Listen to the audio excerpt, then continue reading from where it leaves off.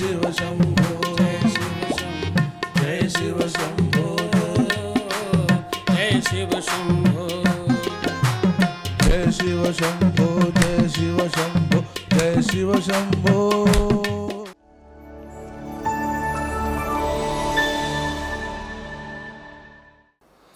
श्री गणेश गिरिजा सुमन मंगल मूल सुजान कहत वयो ध्यादाश तुम दीहु अभय वरदान।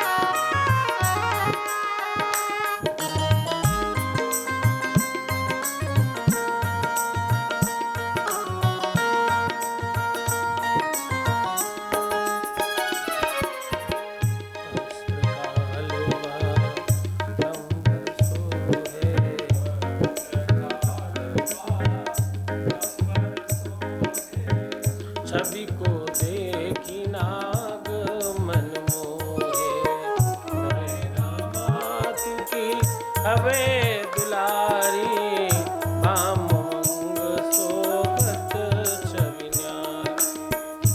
मामूल सो हत छवि भारी करत सदा शत्रुन छयकारी। महादेव महादेव महादेव महादेव महादेव महादेव।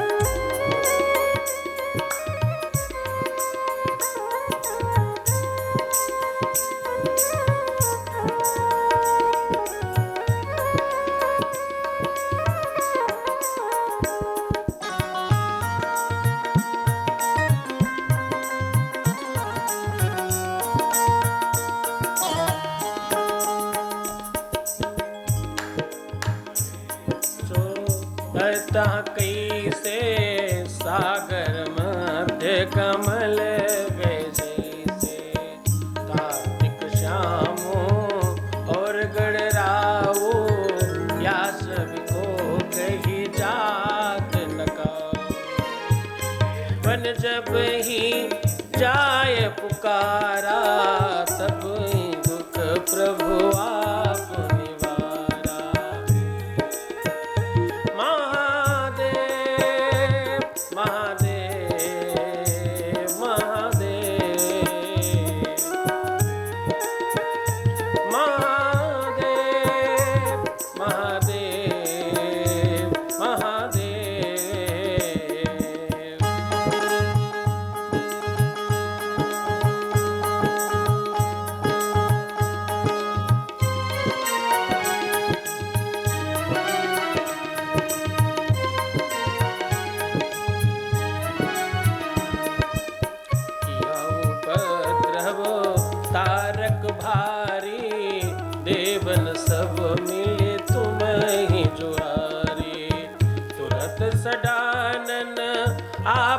पठायो लई निमेष मार गिरायो। आप जलंधर सुयस तुम्हार विदित संसारा।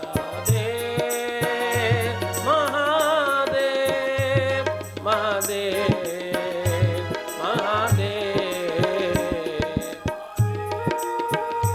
महादेव महादेव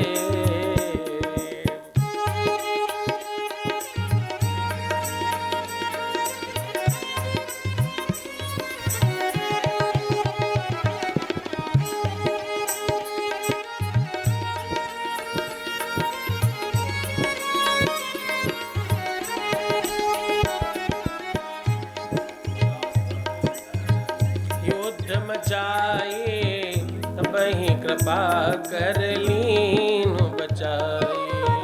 किया उपई भागीरथ भारी पूर्व प्रतिज्ञाता सुपुरारी। निन मह तुम समको नाही सेवक स्तुति करत सदा। देव महादेव महादेव महादेव महादेव महादेव महादेव।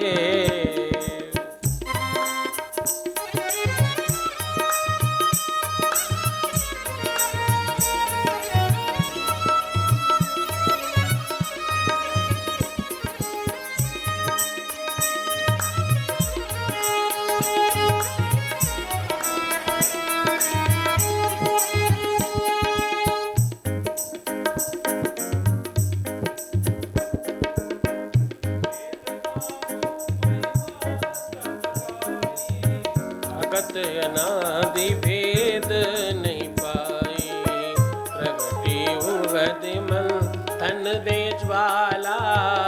जरे सुरासुर वै बिवाला। दया तहाँ करी सहाई नीलकंठ तब नाम सुनाई।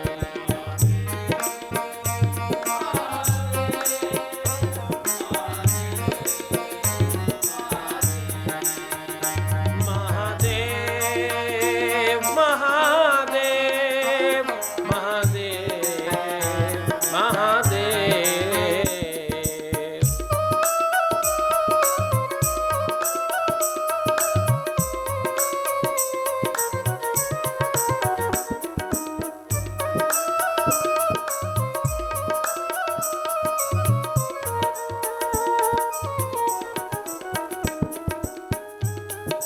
रामचंद्र तब कीन्हा जीत के लंक विभीषण दीना। सहस कमल में हो रे धारी हीन परीक्षा तब ही पुराण। एक कमल प्रभु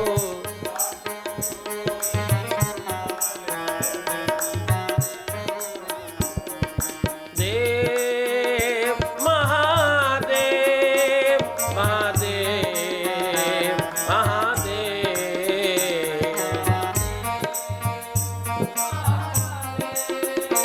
महादेव महादेव।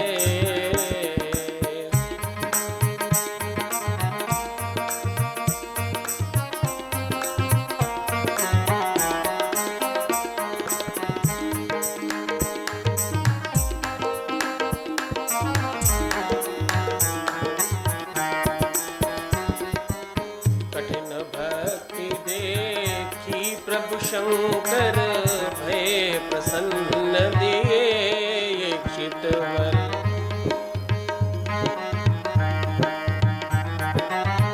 जय जय जय अनंत अविनाशी करत कृपा सबके घटवासी। दुष्ट सकल जन मोहि सतावे भ्रमत रहे मुहि चैन न आवे।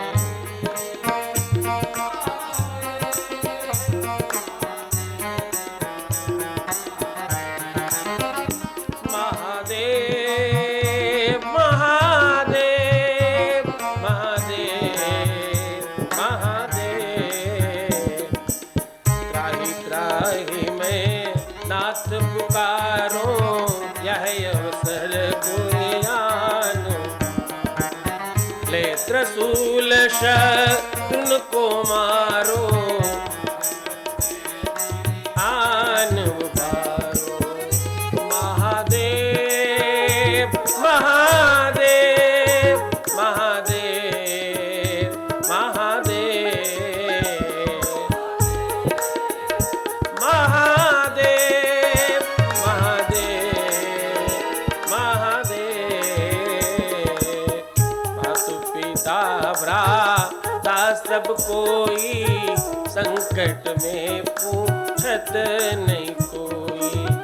स्वामी एक है आस तुम्हारी, आए करो मम संकट।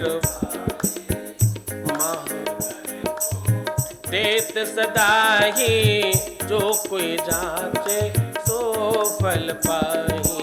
देव महादेव महादेव महादेव महादेव।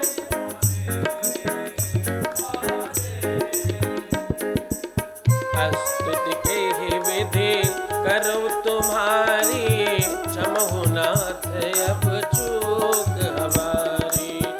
शंकर हो संकट के नासनु, विघ्न कारण विघ्नो। योगी यति मुनि ध्यान लगावे, नारद सारद शीश। महादेव महादेव महादेव महादेव।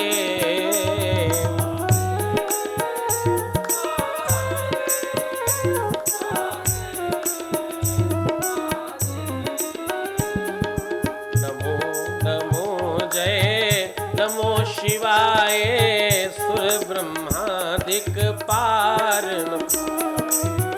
जो यह पाठ करे मन लाई, तापर होत है शुंभ। रिनिया जो कोई हो अधिकारी, पाठ करे सो पावन। महादेव महादेव महादेव महादेव महादेव महादेव।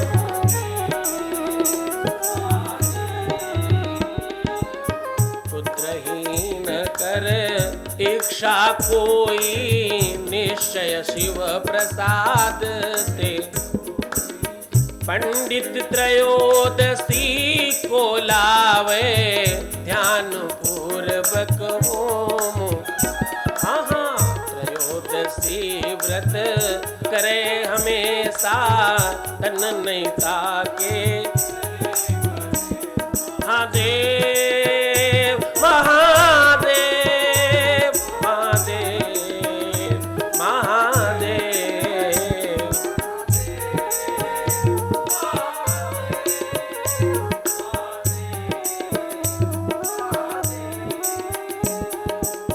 धूप दीप नहीं वेद्य चढ़ावे, शंकर सन्मुख पाठ सुनावे।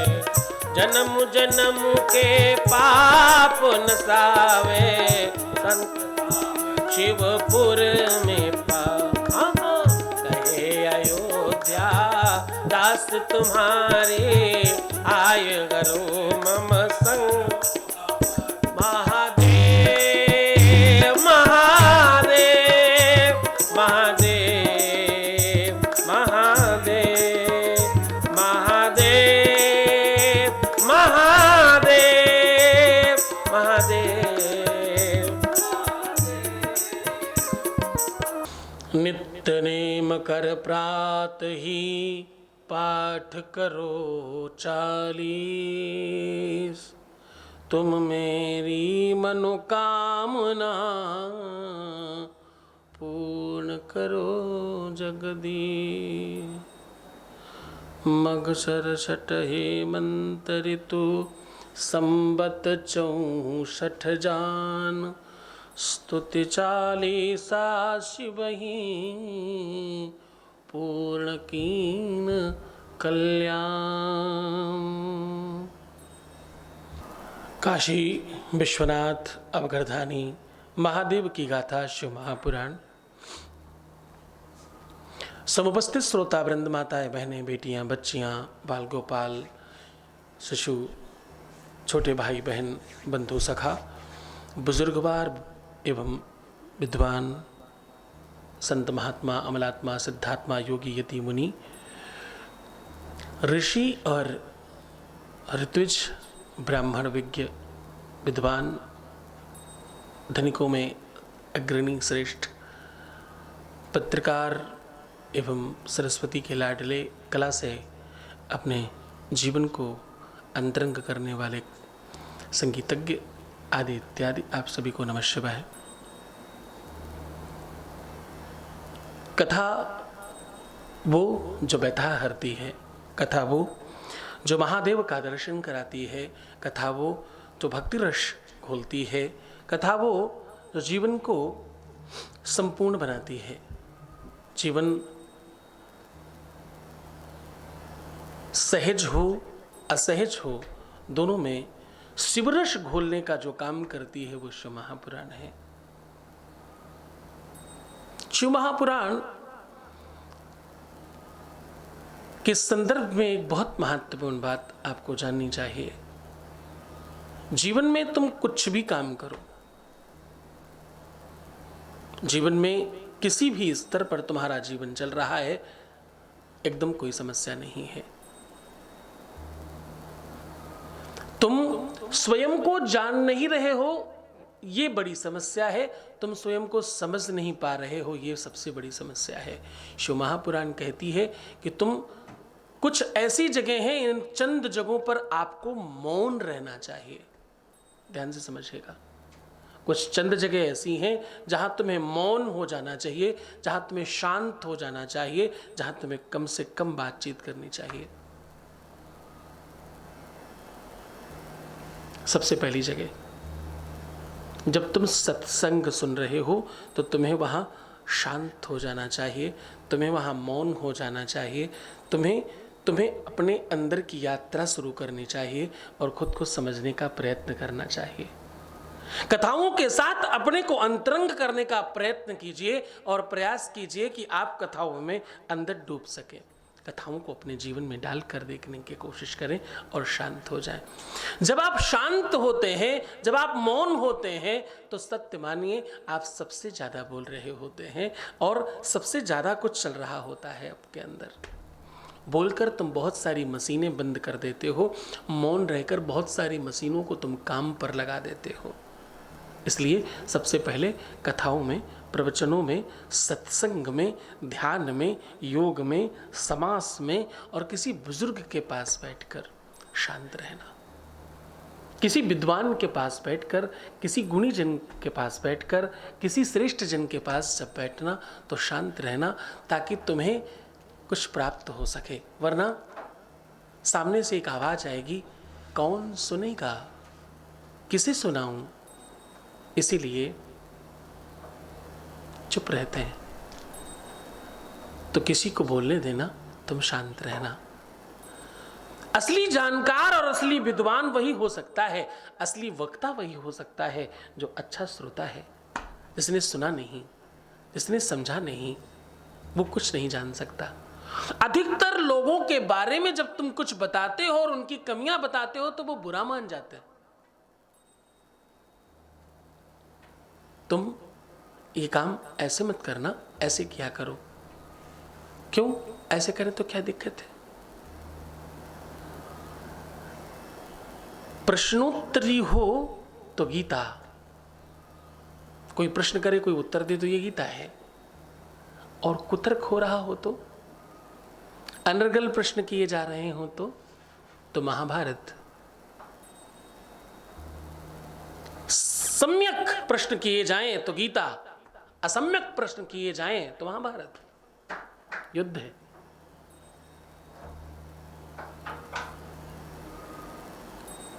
मैं जब पहली बार कहीं माइक खरीदने गया तो उसने कहा कि आपको बोलने का स्पेस एक नाप कर रखना। मैं पहली बार किसी रेडियो स्टेशन पर किसी वक्तव्य में गया तो उसने मुझे कहा कि ऐसे नाप लीजिए और फिर बोलिए। हमारे साथ एक और सज्जन गए थे, रेडियो वाले ने उससे भी कहा कि आप ऐसे 2 मुट्ठी बनाइए और अपने मुंह पे रखिए और माइक पर टच करिए, जितना स्पेस आता हो उतनी दूर रहने की कोशिश करना कम से कम हमेशा, अन्यथा ऐसे बनाना। उन्हें बुरा लगा।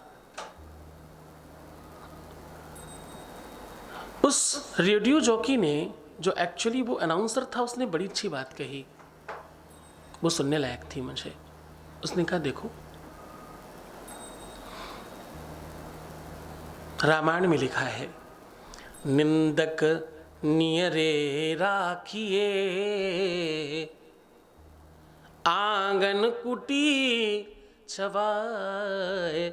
साहब, जो निंदा करे ना ऐसी जगह पे, जो आपको कुछ बताने की कोशिश करे, जो तुमसे कुछ कह रहा हो, उस समय ध्यान रखना कि तुम उसे और अच्छा मानना, उसका और स्वागत करना जब तुम्हें कुछ सिखाए कोई।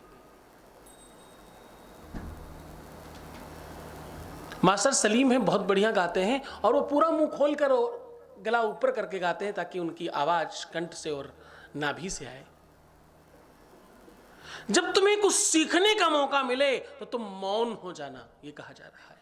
जब तुम्हें कुछ सुनने का मौका मिले तो तुम मौन होकर सुनना और उसे पूरा का पूरा अपने अंदर पीने की कोशिश करना। सोखता समझते हो, स्पंज समझते हो, बिल्कुल वैसे हो जाना। खूब उसके अंदर भरने देना अपने आप को, संपूर्ण होने देना अपने आप को। जीवन तब तुम्हारा श्रेष्ठ होगा जब तुम सामने वाले को संपूर्णता से सुनोगे। अधिकतर समय क्या होता है कि तुम्हारा अभिमान, तुम्हारा घमंड और तुम्हारा अतिशय आत्म प्रशंसक होना तुम्हें तुमसे दूर कर देता है। तुम सुन नहीं पाते, तुम समझ नहीं पाते। हाँ, और भोजन करते समय बातचीत नहीं करनी चाहिए। बहुत सारे लोगों को देखा, वो सारी की सारी बातचीत भोजन के ही टेबल पर करते हैं। नहीं करनी चाहिए। भोजन के समय बोलने से आपका पाचन तंत्र कमजोर हो जाता है, ये आयुर्वेद कहता है। पहली बात, भोजन करते समय बोलने से आपके ग्रह खराब होते हैं, ये ज्योतिष कहती। भगवान राम ने अपने पिता को भी बचपन में ये एक तरह से सूचना दी और एक तरीका बताया कि भोजन करते समय नहीं बोलते। भोजन करत बोली जब राजा, नहीं आवत तजी बाल समाजा। एक भाव है, एक तो वास्तविक भाव है जो तुम रामायण में पढ़ते हो, दूसरा भाव है कि भोजन करते समय बोलना नहीं चाहिए। जब आप भोजन कर रहे हो तो आपकी नली जो बोलने वाली है, जो आवाज आने वाली घड़ी है, वो स्तब्धित होती है, अवरोधित होती है और इससे बहुत सारे रोग बढ़ते हैं।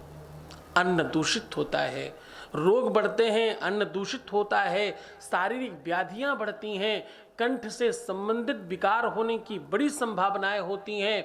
ये जो आजकल वो हो रहा है ना, थायराइड जिसे बोलते हैं, थायराइड का सबसे बड़ा कारण ही यही है कि खाते समय वो व्यक्ति ज्यादा बोलता होगा। आप चेक करके देख लीजिए। थायराइड होना या सर्दी खांसी जुकाम बुखार परमानेंट बने रहना, बार बार सर्दी हो जाना सुबह दोपहर शाम, बीमारी जो भी इसे कहते हो, कुछ लोग उसको क्या कॉन्सेसिया बोलते हैं, कुछ कहते हैं ना, जो भी बोलते हैं, भाषा का तो नहीं पता, शब्दों का तो नहीं पता, लेकिन रिसर्च ये कहता है कि आपके रोग बढ़ते हैं ऐसा करने से। निरंतर जिनको जुकाम रहता हो उनको चेक कर लेना, खाने के समय बोलते होंगे। और एक बात, जो लोग खाना खाते समय बोलते हैं उनका आधिपत्य कमजोर हो जाता है समाज पर। जो लोग खाना खाते समय ज्यादा बातचीत करते हैं उनका आधिपत्य समाप्त होता है समाज पर और यश कमजोर हो जाता है। लोग डरते नहीं, ऐसे लोग डराने की बड़ी कोशिश करेंगे पर कोई डरेगा नहीं उनसे, ना घर में ना बाहर। जो खाना खाते समय ज्यादा बोलते हैं उनकी बात बता रहा हूं आपको। जो भोजन करते समय ज्यादा बोलते हैं, जो भोजन करते समय बोलते हैं, उनकी आंखों की रोशनी पर फर्क पड़ता है। माइग्रेन की समस्या उन्हीं लोगों को ज्यादा होती है, सर्वाइकल की समस्या उनको सबसे ज्यादा होती है। और भोजन करते समय बोलने वाले लोगों की रीढ़ की हड्डी, कमर का दर्द, घुटनों की प्रॉब्लम सबसे अधिक हो जाती है। तो भोजन करते समय मौन रहना। दूसरा, लघु शंका और दीर्घ शंका, ये दोनों में ही, चाहे ये उंगली दिखाते ना, हम लोग बचपन में पूछते थे ये उंगली दिखाकर, तो चाहे लघु शंका हो या दीर्घ शंका हो, किसी भी सिचुएशन में तुम्हें अगर कोई शंका है, यानी तुम्हें अगर वॉशरूम जाने की नीड है, वहां पर जाकर के भी आपको मौन रहना चाहिए। क्या करना चाहिए? वहां जाकर तुम्हें मौन रहना चाहिए। जब तुम अपना कचरा निकाल रहे होते हो शरीर का, तो तुम्हें मौन रहना चाहिए। क्यों मौन रहना चाहिए? क्योंकि अगर आप उस समय बोलते हो तो बुरी शक्तियों का प्रवाह होने लगता है। बुरी शक्तियां तुम पर ज्यादा असर डालती हैं, बुरी शक्तियों का प्रताप तुम पर ज़्यादा प्रभाव डालता है, बुरी शक्तियां तुम पर ज़्यादा हावी होती हैं। तंत्र मंत्र यंत्र किया कराया उल्टी सीधी चीज़ें उन लोगों पर ज़्यादा लगती हैं जो लोग वॉशरूम या दीर्घ शंका लोक शंका जाते में कुछ बातचीत करते हैं या उस समय ज़्यादा बोलते चालते हैं। नहीं बोलना चाहिए। जो लोग बोलते हैं ऐसे लोगों के घर में प्यार नहीं रहता, आपस में द्वंद्व बढ़ता है, आपस में कलेश बढ़ता है, आपस में बुराइयां बढ़ती हैं, विकार बढ़ता है, एक दूसरे के प्रति राजनीति होने लगती है और पारिवारिक जो सामंजस्य है वो बिगड़ने लगता है। और एक बात, जो उस समय बोलता है उस इंसान के शरीर में अनेकों रोग बढ़ते हैं। कैंसर होना या टीबी होना, ये दोनों रोगों का सबसे बड़ा कारण अगर कोई है तो यही है। मूत्र रोग जितने भी हैं, गुप्तांग के जितने भी रोग हैं, उसका सबसे बड़ा कारण, सबसे बृहद अगर कोई कारण है तो आयुर्वेद और ज्योतिष और पुराण और शास्त्र ये कहते हैं कि यही सबसे बड़ा कारण है। तो उस समय आपको मौन रहना चाहिए, उस समय आपको नहीं बोलना चाहिए। हाँ, और जिस समय आप पूजा कर रहे हो, ध्यान से सुनिएगा, जिस समय आप पूजन कर रहे हो उसी समय बहुत सारी बातचीत करना एकदम अच्छी बात नहीं है। पूजन करते समय बहुत सारे लोगों को देखा गया है कि वो पूजन करते जाते हैं, राम राम राम राम राम राम, अरे वही है भाई, उधर ही रखा है, राम राम राम राम राम राम राम राम राम राम राम राम राम राम राम, जय शिव जय शिव जय शिव जय शिव जय शिव जय शिव, नमः शिवाय नमः शिवाय। अरे नहीं मानोगे क्या? सर पे चढ़ जाओगे, उधर रहो, उधर साथ साथ उधर रहो उधर रहो। बहुत सारे लोगों को देखा है, लोग पूजा करते समय क्रोध करते हैं, पूजा करते समय बातचीत करते हैं, सारे प्रपंच उसी समय कर लेते हैं। नहीं करना चाहिए। पूजन करते समय मौन रहना चाहिए, कम से कम बोलना चाहिए, स्तुति पाठ करनी चाहिए, ध्यान करना चाहिए, चुपचाप बैठकर माला करना चाहिए। यहाँ तक कि पूजा करते समय जो माला किया जाता है उसमें होंठ नहीं हिलाए जाते, ऐसी मान्यता है। बिना होंठ हिलाए जब तुम माला करते हो तो आपका जो तप का बल है वो कई गुना ऊपर हो जाता है। पूजन में जो लोग बोलते हैं उनका पूजन संपूर्ण नहीं होता। जो लोग पूजा में बोलते हैं उनके घर से दुख जाता ही नहीं है। जो लोग पूजन में ज़्यादा बोलते हैं, ज़्यादा बड़बड़ बड़बड़ करते हैं, ऐसे लोगों के घर में दरिद्रता बार बार दस्तक देती है, बरकत नहीं होती और ऐसे घरों के लोगों में आपस में प्रेम नहीं रहता, आपस में एक दूसरे के प्रति ही वफादार नहीं रह पाते, अलग अलग हो जाते हैं।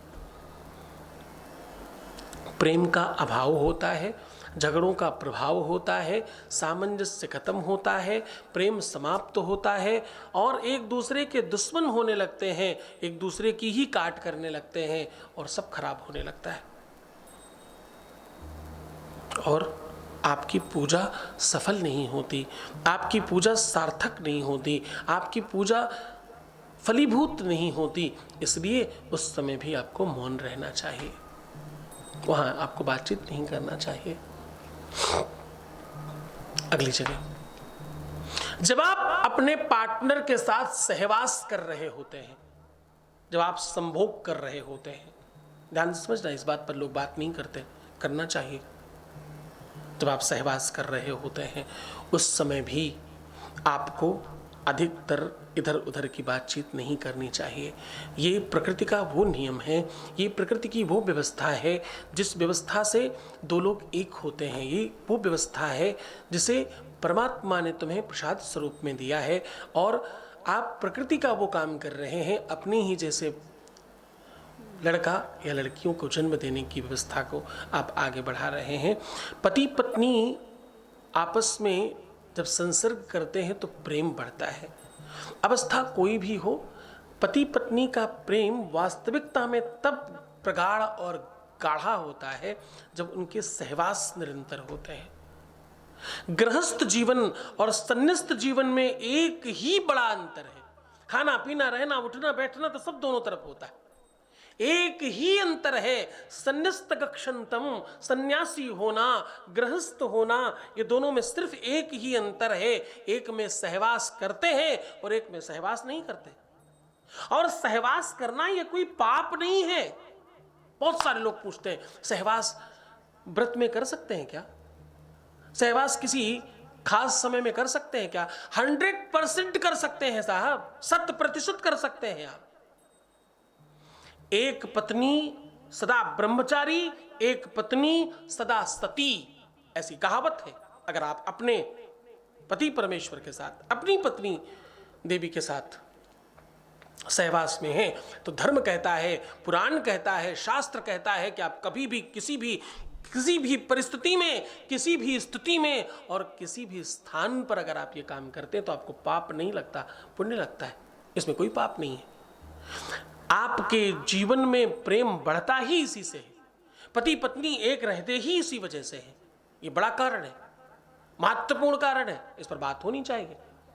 तुलसी बाबा ने लिखा है, कंकड़ पत्थर जे चुनही तिनहि सतावई काम। हाँ, जो पशु पक्षी कंकड़ पत्थर चुन रहे हैं उनको भी काम वासना सताती है। तो अगर किसी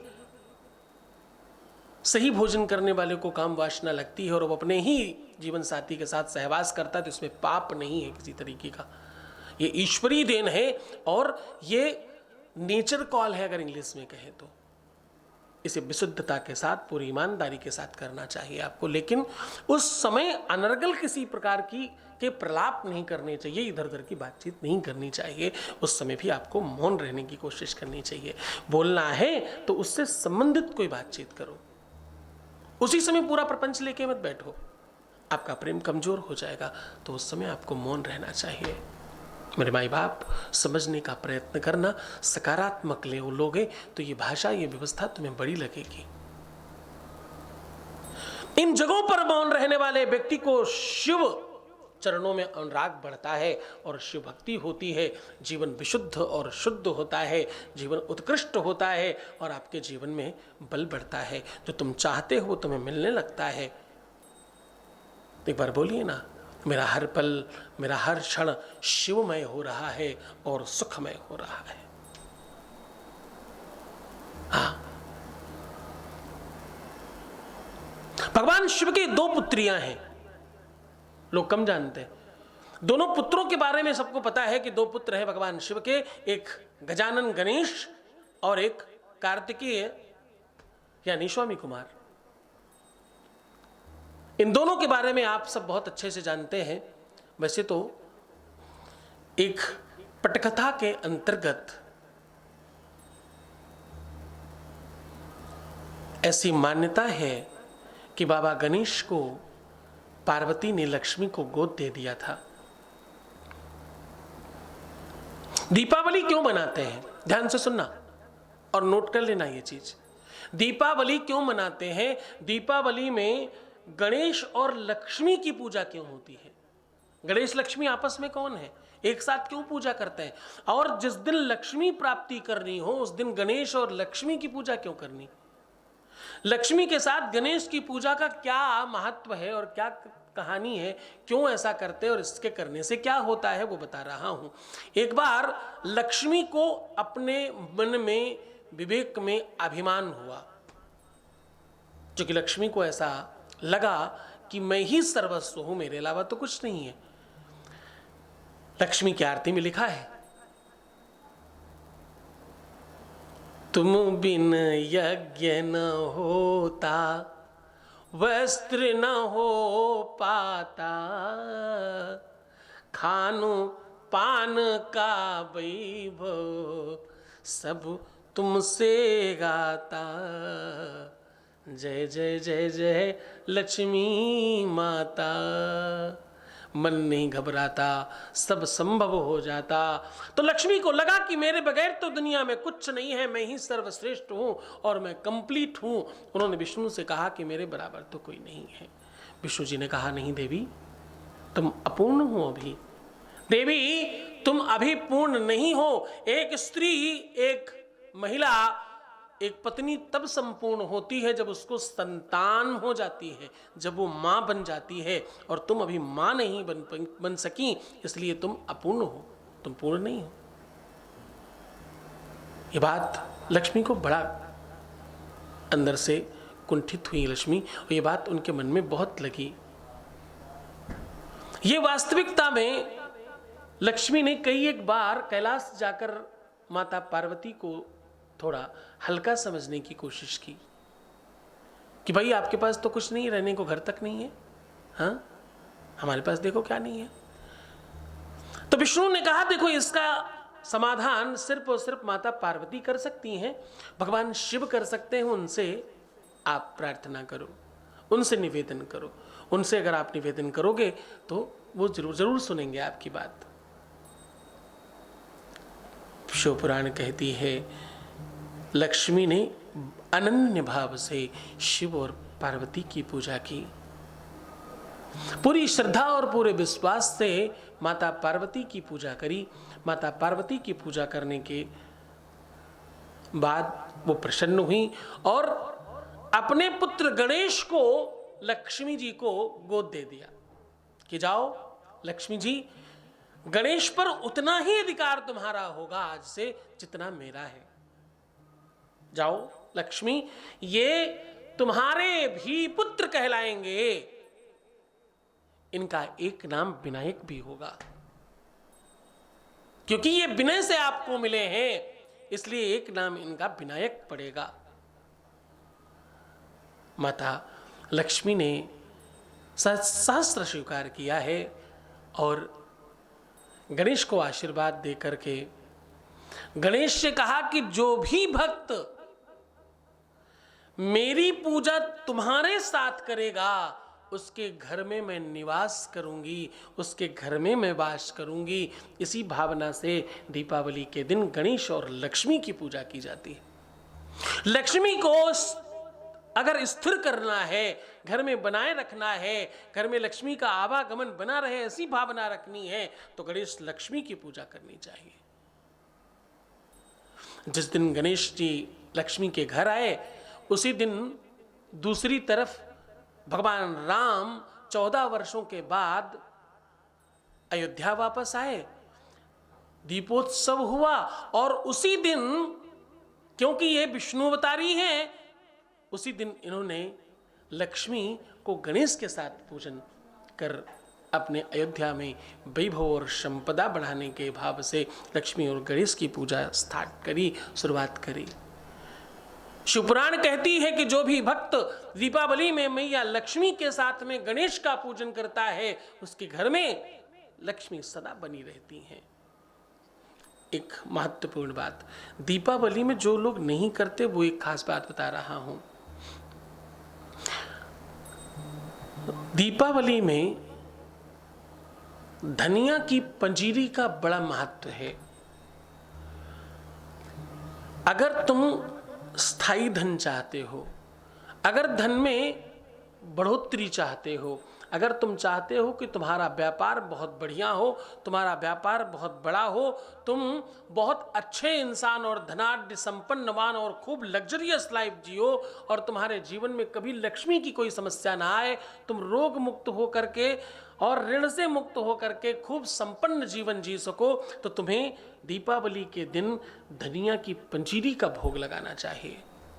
अगर तुम चाहते हो कि तुम्हारे घर से दरिद्रता समाप्त हो जाए, अगर तुम चाहते हो कि तुम्हारे घर में खूब धन की वर्षा हो, खूब धन धान्य बढ़े तुम्हारे घर में, तो तुम्हें गणेश लक्ष्मी को धनिया की पंजीरी लगानी चाहिए। धनिया की पंजीरी का भोग लगाने से धन, वैभव, संपदा, ऐश्वर्य, कीर्ति, वैभव खूब बढ़ता है। इसलिए धनिया की पंजीरी लगानी चाहिए। दीपावली पर एक और महत्वपूर्ण बात, शरीफा और अनार ये 2 फल जरूर रखने चाहिए। शरीफा, अनार, कमल का पुष्प, कमल पुष्प नहीं मिले तो थोड़े कमल गट्टे ले सकते हैं, गन्ना यानी ईख और नए अनाज की कुछ बालियां, ये 100% समर्पित करनी चाहिए। ऐसा करने से आपके घर में अन्न, धन, बल सब बढ़ता है, सारी चीजें बहुत अच्छी होती हैं। दीपावली वाले दिन थोड़ी सी काली हल्दी ले लीजिए, ध्यान से समझिएगा।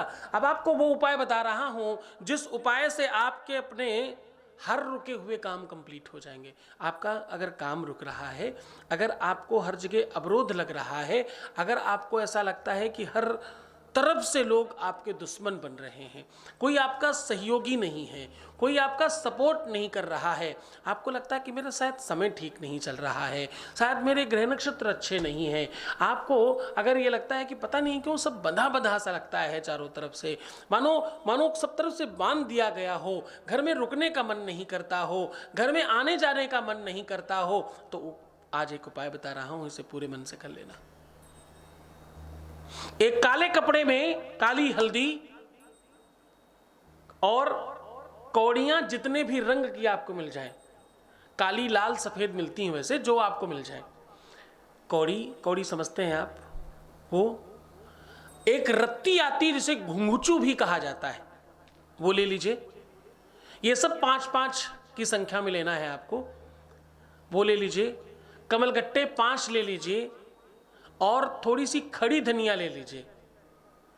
इस सारी की सारी पोटली को 27 बार लपेटकर धागे से खूब अच्छी तरीके से गठान लगा दीजिए, गांठ बांध दीजिए।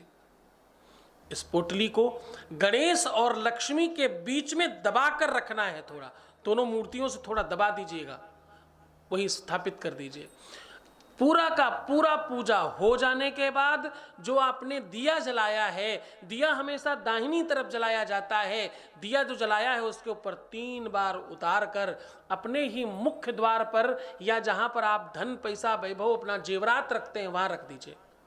ऐसा करने से आपके जीवन में किसी भी प्रकार का संकट हो, वो तत्काल उसी रात से समाप्त हो जाएगा, ऐसी मान्यता है। और कहते हैं ऐसा करने से आपको तत्काल बेनिफिट होता है, तुरंत लाभ मिलता है। अगर आप ये करेंगे तो आपको कहना पड़ेगा मेरा हर पल, हर क्षण शिवमय हो रहा है और सुखमय हो रहा है, आनंदमय हो रहा है। प्रेम से बोलिए शंकर भगवान की जय, बोल्ट मरुआ वाले की जय हो। हर हर महादेव शंभो, काशी विश्वनाथ गंगे। हर हर महादेव शंभो, काशी विश्वनाथ गंगे। हर हर महादेव शंभो, काशी विश्वनाथ गंगे। हर हर महादेव शंभो, काशी विश्वनाथ गंगे। काशी विश्वनाथ गंगे,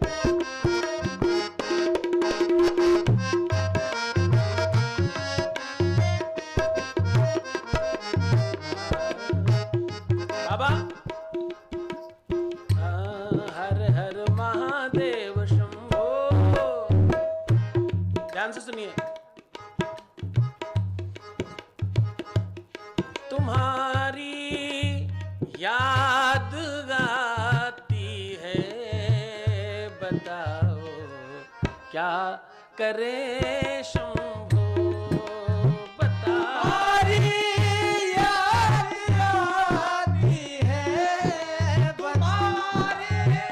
याद आती है, बताओ क्या करे बोले, तुम्हारी याद आती है, बताओ क्या करे शंभो, बताओ क्या करे बोले।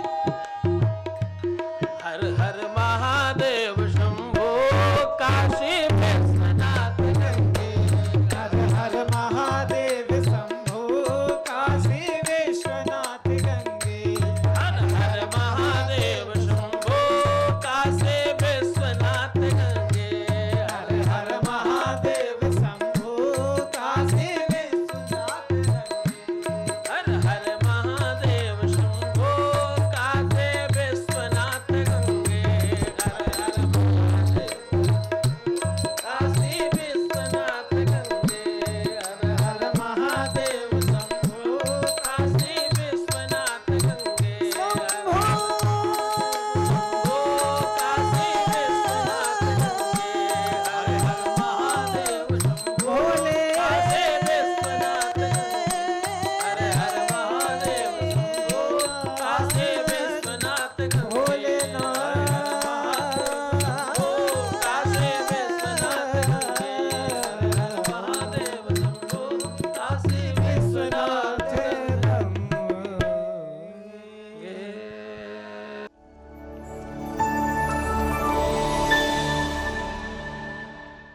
मुझे बहुत अच्छा लगता है ये सत्संग आनंद, और बहुत से भक्तों का लाभ हो रहा है यहाँ पे। तो भगवान अगर सही होकर कल हम फिर से आएंगे, और हमारे साथ कल वही हुआ, हमारी जो पारिवारिक समस्याएं थी खत्म हो गई। से विश्वसनीय और बड़ी धार्मिक यात्रा रही, इस पर एक सकारात्मक सोच रखनी चाहिए।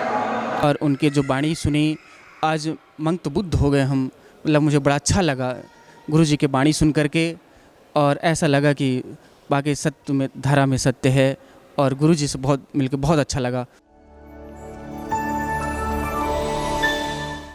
दिया जलाने का जो प्रारूप है, जो ढंग है, दीपावली पर दीपोत्सव करने के पीछे एक और बड़ा भाव है। शिव पुराण कहती है कि शिव जी की एक पुत्री का नाम ज्योति है। शिव जी की एक पुत्री जो माता पार्वती की मानस पुत्री हैं, उनका नाम ज्योति है। इनका प्रादुर्भाव इस प्रकार से हुआ, एक स्वरूप, एक नाम इनका ज्वाला देवी भी कहा जाता है। कांगड़ा में इनका मंदिर है। अपने आप ज्योति जलती है वहां दर्शन करने से आपके जीवन में किसी भी प्रकार का अंधकार हो, कैसी भी समस्या हो, खत्म हो जाती है। उसी समय से ज्योति जलाने का, दिया जलाने का जो प्रथा है, वो शुरुआत हुई। माता पार्वती ने बहुत आंतरिक संकट के बाद, मन से बहुत परेशान होने के बाद, उन्हें ऐसा लगा कि शायद भगवान शिव उनके ऊपर ध्यान नहीं देते। उन्हें ऐसा लगा शायद भगवान शिव सिर्फ ध्यान में रहते हैं और पता नहीं किसके ख्यालों में रहते हैं। एक बार की बात है, नारद जी मैया पार्वती के कान में कुछ फूंक गए। माता, मैं नारद प्रणाम करता हूं। आपको पता है बाबा शिव किसका ध्यान करते हैं? बोली नहीं, मुझे तो नहीं पता। वो तो कहते हैं कि मैं अपने इष्ट का ध्यान करता हूं। बोले उनका इष्ट है कौन? वो तो सबके इष्ट हैं, वो तो देवों के देव महादेव हैं, उनका भी कोई इष्ट है? माता आप बहुत भोली हो। बाबा शिव शिवा का ध्यान करते हैं। हाँ, शिवा कौन है? बोले आपको पता है ना, आपके विवाह के पहले इनका एक विवाह हुआ था, जिसके दूसरी अवतारी आप हैं, सती, उनका ध्यान करते हैं। माता को बड़ी ग्लानि हुई। नारद के जाने के बाद कैलाश में एक अलग समय दिखाई पड़ने लगा।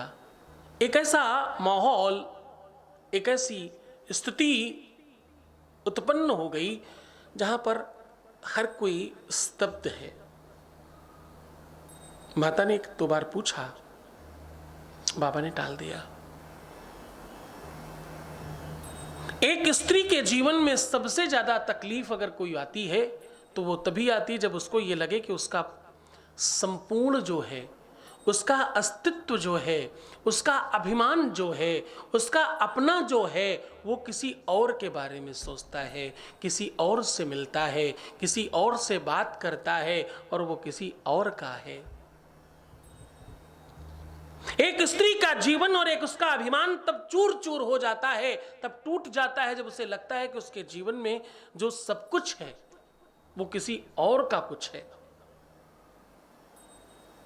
एक स्त्री की ममता और उसका ढांढस, उसका साहस तब समाप्त हो जाता है जब उसे ये लगे कि मेरा प्राणनाथ, मेरा सर्वस्व जो है, मेरा अस्तित्व जो है, मेरा सुहाग, मेरी बिंदिया, मेरी चूड़ी, मेरा कंगन, मेरा श्रृंगार, मेरा 16 श्रृंगार और मेरे सजने की जो दिशा है, दशा है, जो सजने का कारण है, वो अब किसी और को सजा रहा है, किसी और के श्रृंगार में अपनी दृष्टि डाल रहा है, या किसी और को चिंतन कर रहा है, या किसी की चिंतन में है, वो किसी और को वो चिंतन करता है, या उसकी चिंता कोई और कर रहा, किसी और के चिंतन में वो है। ऐसी बात जानकर एक स्त्री कंप्लीटली टूट जाती है। एक स्त्री विश्व में किसी भी परिस्थिति से लड़ सकती है। दुनिया में कोई भी संकट आ जाए, पैसा रुपया कम हो, स्त्रियां जाने कहां से अंदर से खोद कर निकाल कर लाती और बहुत सारा पैसा हाथ में रख देती। ऐसा लगता मानो कोई ऐसी बैंक है जो कभी भी इनको उधार दे देती है। ऐसी ऐसी जगहों पर पैसे रखे आपको आपके घर में मिल सकते हैं जहां आपने कभी सोचा भी नहीं होगा। जब से लोगों को पता चल गया कि आटे के डब्बे में, चावल के डब्बे में पैसे रहते हैं, वहां से बंद हो गए रखना लोगों का। आप सोच भी नहीं सकते किस डब्बे में और किस कोने में पैसे दबे होंगे। हमारे देश के यशस्वी प्रधानमंत्री जी ने पीछे इस रहस्य का तगड़ा उद्घाटन किया। इस रहस्य से ऐसा पर्दा उठाया रातों रात कि 8 बजे के बाद 500 और 1000 की नोट बंद। तब पता लगा कि भैया रिजर्व बैंक से ज्यादा बड़ी बैंक तो ये बैंक है, कभी भी कहीं से भी कुछ भी निकल कर आ सकता है। और इतने ज्यादा मात्रा में चीजें सामने आई कि हर कोई दंग था। तो ये हमारे देश की संस्कृति और हमारे देश की पद्धति है। इसी वजह से हमारे देश में स्त्रियों को लक्ष्मी कहा जाता है, क्योंकि वो छोटी सी छोटी व्यवस्थाओं में भी उनको आदत है थोड़ा थोड़ा जोड़ कर रखना। किसी भी संकट से एक स्त्री बहुत आनंद से अपने पुरुष को, अपने पति को निकाल ले जाती है। कहीं दोस्त बनना हो, कहीं प्रेमिका बनना हो, कहीं पत्नी बनना हो, और कहीं माता जैसा प्रेम करके सर सहलाना हो, किसी भी स्थिति में रहना हो, एक स्त्री अपने आप को बड़ा अच्छी तरीके से ढाल लेती है। यहां तक कि देखा गया है कि मैके की भाषा और वहां की जो टंक थी वो तक चेंज हो जाती है, ससुराल की भाषा बोलने लगती है। अपने पति जैसा दिखना, पति जैसा बोलना, पति जैसा रहना और पति के ही रंग में रंग जाना, ये स्त्रियों का बेसिक स्वरूप रहा है हमेशा। उनके ही रंग में, उनके ही ढंग में, उनकी ही तरीके से। मेरे पति को ना ये ज्यादा पसंद है, उनको ना हमारा ये वाला चूड़ा बहुत अच्छा लगता है, इसलिए हमने तो भाई उतारा ही नहीं कभी इसको। हाँ, ये लाल वाली साड़ी वो बड़े प्यार से लाए थे, कितनी ही जगह से फट गई, मैंने आज तक इसे हटाया नहीं। कभी कभी अभी भी हम पहनते हैं। छोटी सी छोटी चीजें संभाल कर रखती हैं। हर समस्या में, हर संकट में, हर सुख में, हर दुख में बराबर खड़ी रहती। कितनी तकलीफ आ जाए, एक हमसफर हमेशा साथ होता है। लेकिन उस अबला को तब सबलता खत्म हो जाती है जब उसे ये लगे कि उसका जो वास्तविक बल है अब वो उसका नहीं रहा। एक स्त्री तब संपूर्ण टूट जाती है। एक स्त्री को अपने आप से भी मोह तब खत्म हो जाता है जब उसे ये लगता है किसी भी भांति किसी भी रूप में कि उसका अपना सब कुछ, उसका दर्पण, उसका आईना, उसका शीशा, मिरर, अब वो उस मिरर में उसकी तस्वीर नहीं किसी और का अक्स दिखता है। एक स्त्री का मन बहुत बहुत हल्के तार से जुड़ा होता है। वो अपनी माँ को, अपने भाई को, अपने बंधुओं को, सखाओं को, मित्रों को, सखियों को, सहेलियों को, सबको त्याग कर किसी एक के लिए सर्वस्व मान लेती है। एक के लिए, जिसको माना इसके पापा जी हमारे पापा जी हो गए, उसकी मम्मी जी हमारी मम्मी जी हो गई, उसके चाचा, नाना, काका, बुआ, फूफा, मौसी, मौसिया, नाना, नानी, ये वो सब, पूरा विश्व उनका अब हमारा। एक वो सॉन्ग था ना, आज से तेरा ये बिल, वो खर्चा, वो चर्चा, सब मेरा। वही हालत है। एक स्त्री बड़ा प्रधान था, अपना सरनेम तक, अपनी पहचान तक। कितने तो लोग ऐसे हैं जिनके घरों में नाम भी परिवर्तित कर दिया जाता है। पहले कुछ और नाम था, बाद में कुछ और नाम हो गया, पूरा नाम चेंज कर दिया जाता है। पहचान, अस्तित्व और आपकी अपनी निजता तक जहां समाप्त हो जाए, ऐसा त्याग स्त्रियों के अलावा दुनिया में कहीं नहीं है। स्त्री ही कर सकती है, विश्व में कोई दूसरा ये काम नहीं कर सकता। सारी दुनिया एक तरफ और ये चिंतन एक तरफ। अपनी ही सगी मां को, अपने ही भाई को, अपनी बहन को, अपने परिवार को, अपने लोगों को त्याग कर, वो कहने की बातें होती हैं साहब कि त्यागता कौन है। त्याग कर ही भी नहीं, त्याग कर ही आगे बढ़ते। उस दिन का रोना केवल इसलिए नहीं होता कि हम जा रहे हैं, उस दिन का रोना इसलिए होता है जैसे मानो एक व्यक्ति पृथ्वी छोड़कर जा रहा हो, यानी पूरा अस्तित्व खत्म करके नया जीवन जीने जा रहा है कि अब सब खत्म है। यहाँ से पुराना सारे रिश्ते, नाते, संबंध, रिलेशन, स्थितियाँ, परिस्थितियाँ। एक बिटिया अपने घर में हो सकता है कि रात्रि देर से सोए, सुबह ज़्यादा देर से उठे, लेकिन ससुराल में उसे देर से सोने के बावजूद भी सुबह जल्दी उठना है। सब करने लगती है वो वैसा। सास, नंद, देवरानी, जेठानी, पड़ोसी, रिश्तेदार सब कितना ही परेशान कर ले, पति शाम को एक बार आकर के प्यार से बोल दे वो सब ठीक है जी, कोई बात नहीं। बड़ा मुश्किल होता है एक अनजान परिवार में घुसकर, एक अनजान कुटुंब में प्रवेश करके अपना स्थान बना लेना, अपनी जगह बना लेना। एक अनजान लोगों के बीच में जाकर कभी कभी सोच कर देखो, तुम्हें ऐसा नहीं लगता कि जैसे कोई पिंजरे में बंद है और चारों तरफ से दर्शनार्थी आए हुए हैं? चिड़ियाघर जैसा नहीं लगता होगा? लेकिन एक स्त्री इस परिस्थिति को भी संभाल लेती है जीवन में। अगर वो स्त्री कुछ नहीं संभाल पाती तो बस उतना है कि उसका आईना ना टूट जाए, उसका श्रृंगार ना छूट जाए, उसका अभिमान ना टूट जाए। पार्वती को बिल्कुल आज वैसा ही लगा। मैया पार्वती आज इस परिस्थिति को बोल नहीं पा रही हैं, मौन हो गई, स्तब्ध हो गई। और इस स्तब्धता में, इस अंधकार में उनके मानस पुत्री का जन्म हुआ, जिसका नाम ज्योति है। अंधेरे को नष्ट करने के लिए, अज्ञानता को समाप्त करने के लिए एक जन्म हुआ, इसका नाम ज्योति है।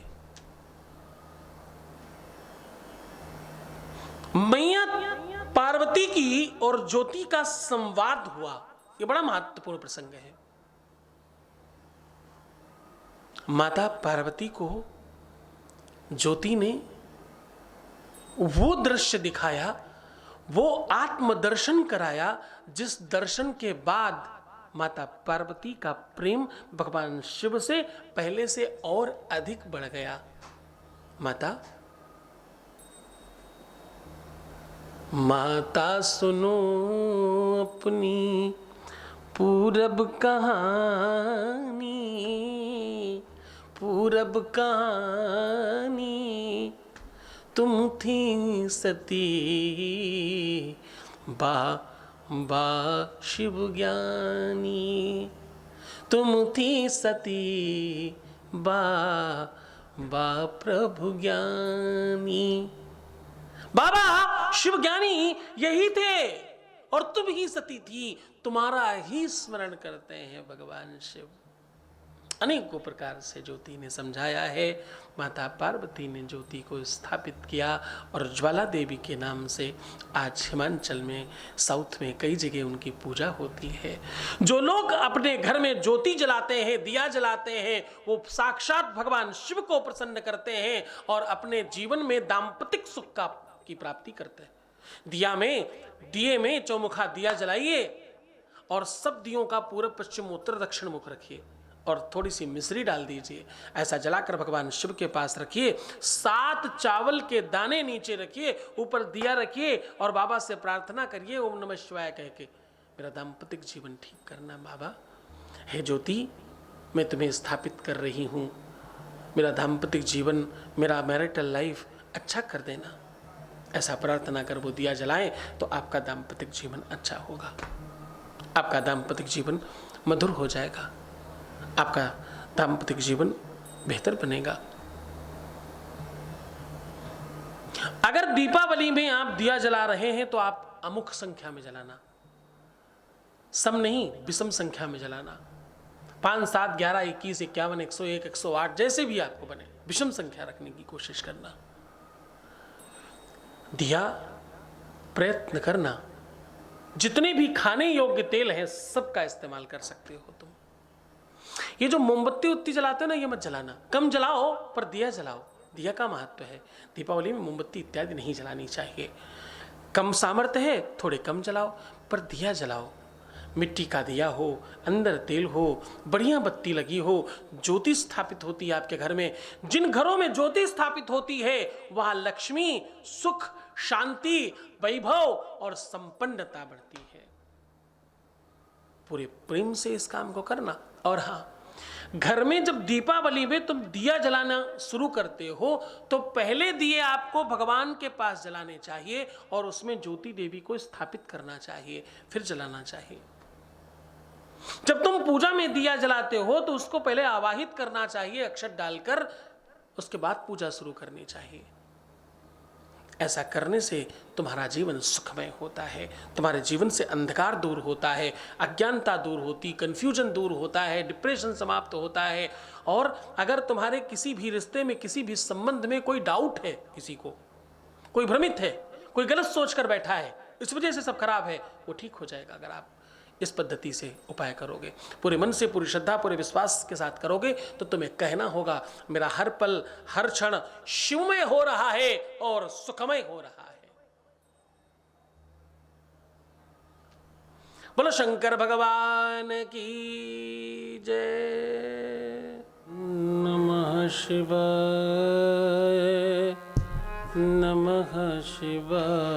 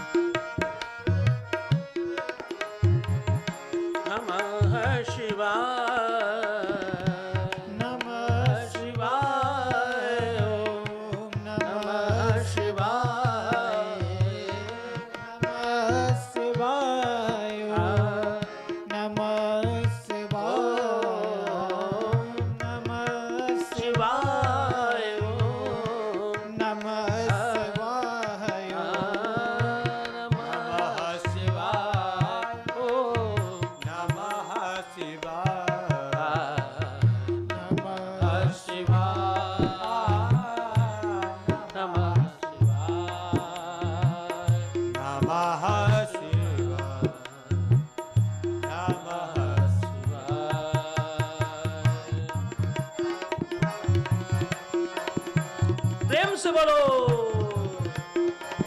नमः शिवाय शिवाय शिवाय नमः शिवाय नमः शिवाय नमः शिवाय ओ सबकी दया गंगाधर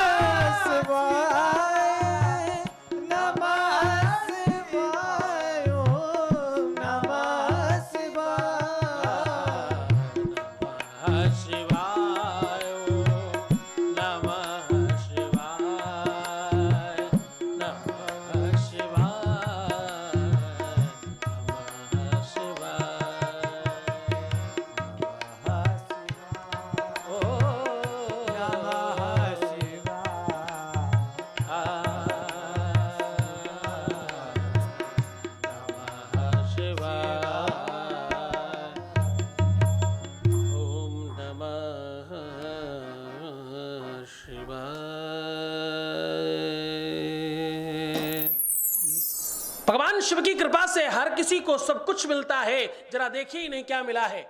गुरुजी के ओम चरणों नमः में शिवाय। कोटि कोटि प्रणाम।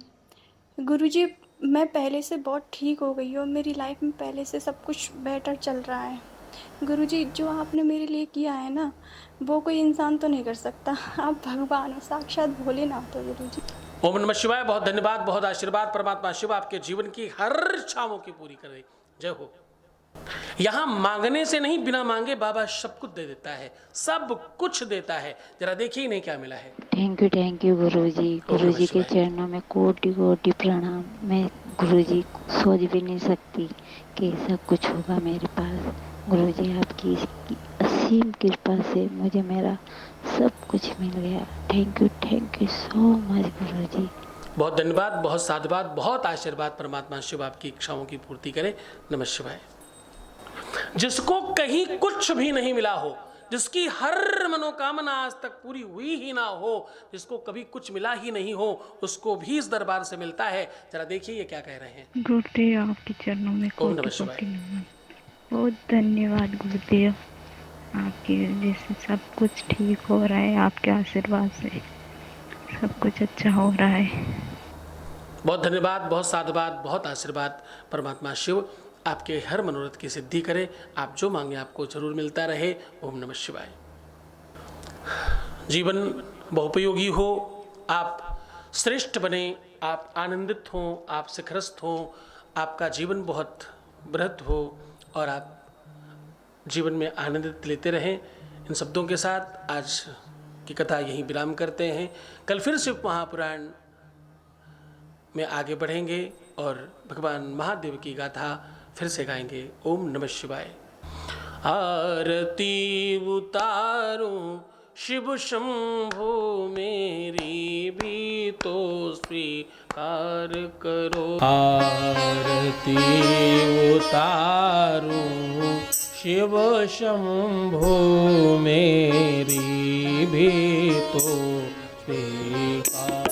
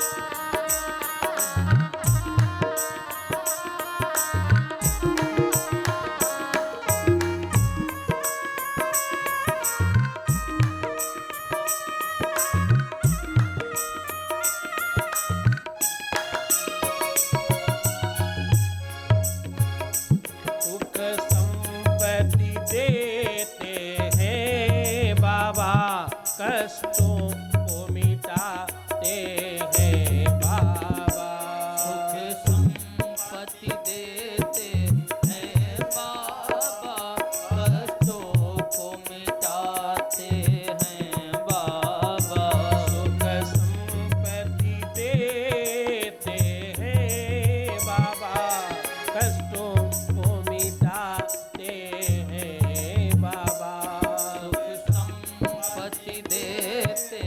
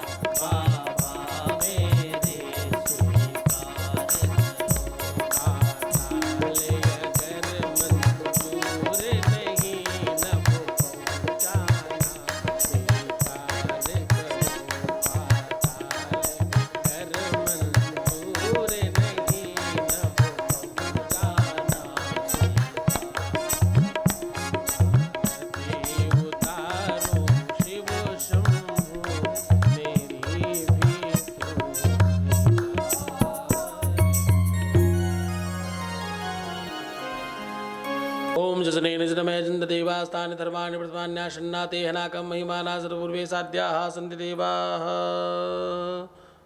नमः शिवाय। धर्म की जय हो, धर्म का नाश हो, प्राणियों में सद्भावना हो, विश्व का कल्याण हो, गो हत्याबंद हो, सत्यनारायण धर्म की जय हो, आज के आनंद की जय हो, अपने अपने माता पिता की, गुरुदेव जी भगवान की। हर हर हर महादेव। नमः शिवाय। आचार्य सतीश अवस्थी जयपुर आ रहा हूँ। जय शिव शंभो, जय शिव शंभो, जय शिव शंभो, जय शिव। जयपुर में हजारों लाखों लोग लाभान्वित होंगे जिनके भी जीवन में, प्रेम में, रिश्तों में, संबंधों में या परिवार में किसी भी प्रकार का कोई भी संकट है, किसी भी प्रकार की दिक्कत है, वो सिर्फ और सिर्फ 3 दिनों में ठीक हो जाएंगे। राजस्थान की पावन धरा जयपुर में बाबा शिव की महिमा और दिव्य दरबार शक्तियों का आह्वान हो रहा है। आइए और मिलिए मुझसे जयपुर में 3 दिन के लिए 27, 28, 29। स्थान सत्संग भवन श्री गोविंद देव जी मंदिर जयपुर राजस्थान। ओम नमः शिवाय। संपर्क करें, नंबर है 9936 601255 9936 601255। श्री सद्गुरुनाथ जी महाराज के प्रकल्पों में सबसे महत्वपूर्ण है आध्यात्मिक शिव नगरी की स्थापना एवं बाबा शिव की महिमा कथा एवं गौ सेवा, वृद्धा आश्रम, शिशु बाल विकास, अन्न क्षेत्र, भोजन वितरण, गरीब कन्याओं का विवाह, निर्धनों को रोजगार की व्यवस्था के साथ साथ हॉस्पिटल, योग्य क्षेत्र, आयुर्वेद धाम, ध्यान भवन, सत्संग भवन, सेवा धाम, विश्रामालय, वेद विद्यालय एवं संग्रहालय, अनुसंधान भवन, रिसर्च सेंटर, ग्रंथालय और 27 नक्षत्रों के वृक्ष, भव्य प्रेमेश्वर महादेव की प्रतिमा, शिव परिवार मंदिर का भी निर्माण किया गया है। आपका संस्थान पूर्ण प्राकृतिक वातावरण, हरियाली और शांत प्रदायक क्षेत्र में स्थित है। यहाँ हजारों लोगों को भगवान शिव की भक्ति से जोड़ने के साथ साथ सतमार्ग पर चलना भी सिखाया जाता है। यहाँ वेद, वेदांग, पुराण, शास्त्र, ज्योतिष, आयुर्वेद इत्यादि पर रिसर्च के साथ साथ शिक्षा का भी प्रबंध है। यहाँ रहने का अनुभव वैसा ही है जैसे शिव भक्त रहना चाहते हैं। आप इन प्रकल्पों से जुड़ने के लिए, दान के लिए संपर्क करें 9936 601255। अधिक जानकारी के लिए 8447 832 114।